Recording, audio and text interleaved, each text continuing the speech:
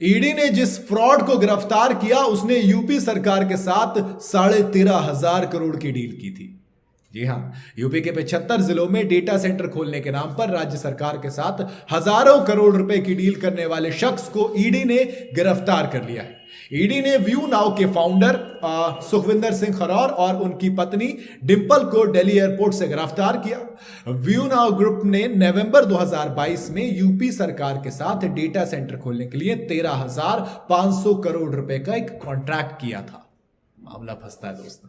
ED के Jalandhar zonal कार्यालय के व्यू नाउ मार्केटिंग सर्विसेज के को फाउंडर सुखविंदर सिंह खरौर और डिंपल खरौर को 28 फरवरी को गिरफ्तार किया। यह गिरफ्तारी मनी लॉन्ड्रिंग की जांच से जुड़े जो एक्ट है पीएमएलए यानी कि prevention of money laundering act 2002 के प्रावधानों के तहत की गई थी। अब यह जानकारी सामने आई है कि सुखविंदर सिंह वही शख्स है जिसने यूपी सरकार के साथ डेटा सेंटर खोलने के लिए एग्रीमेंट किया था, एक डील की थी। अपने इस मामले को लेकर ईडी ने अपना बयान भी दिया और कहा कि ईडी ने सुखविंदर सिंह खरौर और डिंपल खरौर के खिलाफ इंपॉर्टेंट इंटेलिजेंस इकट्ठा की। दोनों के दोनों ये इंडिया से भागने के फिराक में थे। हालांकि उनके खिलाफ लुकआउट सर्कुलर यानी कि एलओसी जारी होने की वजह से उन्हें नई दिल्ली के इंदिरा गांधी एयरपोर्ट पर हिरासत में ले लिया गया। बाद में दोनों की पीएमएलए कानून के सेक्शन 19 के तहत गिरफ्तारी भी हो गई है। मीडिया रिपोर्ट की माने तो जालंधर की एक स्पेशल कोर्ट ने सुखविंदर सिंह की इंटरिम बेल की याचिका को भी खारिज कर दिया था। इसके बाद 20 फरवरी को उसके खिलाफ एक एलओसी यानी कि लुकआउट सर्कुलर जारी किया गया। वहीं ईडी ने नवंबर 2023 में डिंपल के खिलाफ भी एलओसी जारी किया था, यानी कि पहले से ही। तब एजेंसी को उसकी पहली बार दुबई जाने के बारे में पता चला था और वहीं से मामला फिर धीरे धीरे पेचीदा होता चला गया।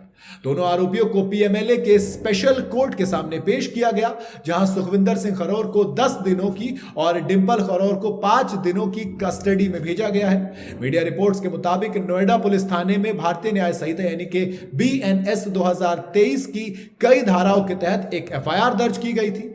ईडी ने इसी एफआईआर के बेस पर अपनी जांच शुरू की है। एजेंसी को जांच में मालूम पड़ा कि सुखविंदर सिंह खरौर इस घोटाले का मास्टरमाइंड है।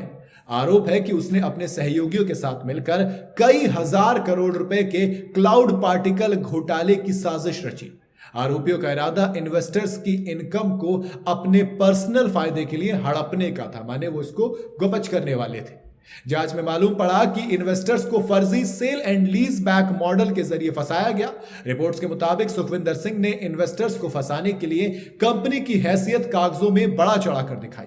उसने डेटा सेंटर की स्टोरेज क्षमता को छोटे छोटे हिस्सों में लीज देने का ऑफर किया। इससे हजारों करोड़ रुपए उसके पास आ गए। वहीं इस पर ईडी ने भी अपनी स्टेटमेंट दी।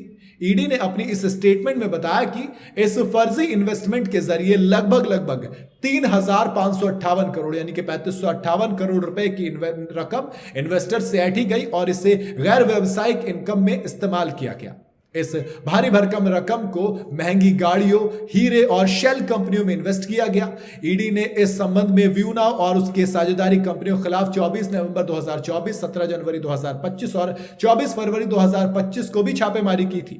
व्यू नाउ ग्रुप की company view now infotech private limited यानी कि वीआईपीएल ने नवंबर 2023 में 13,500 करोड़ रुपए की इन्वेस्टमेंट से यूपी के हर जिले में डेटा सेंटर खोलने के लिए राज्य सरकार के साथ एक एमओयू यानी कि मेमोरेंडम ऑफ अंडरस्टैंडिंग पर साइन किया था। एमओयू तत्कालीन मुख्य सचिव दुर्गा शंकर की मौजूदगी में हुआ था। यूपी सरकार ने अपने एक्स से पोस्ट कर इस बारे में जानकारी दी थी। इस पोस्ट में लिखा कि उत्तर प्रदेश में होगा विश्व का सबसे बड़ा डेटा नेटवर्क। डेटा सेंटर की स्थापना के लिए 13,500 करोड़ रुपए का एमओयू। शायद उस वक्त सरकार को पता नहीं था कि ये आगे जाकर ईडी के अरेस्ट में होगा। नवंबर 2022 में यूपी सरकार ने कैबिनेट मंत्री नंद गोपाल गुप्ता और नंदी ने कथित तौर पर कहा था कि यूपी ग्लोबल इन्वेस्टर समिट के दौरान राज्य में 6 लाख से ज्यादा नौकरियों का सृजन होने की संभावना है। द प्रिंट की रिपोर्ट के मुताबिक इन कंपनियों में व्यू नाउ भी शामिल थी।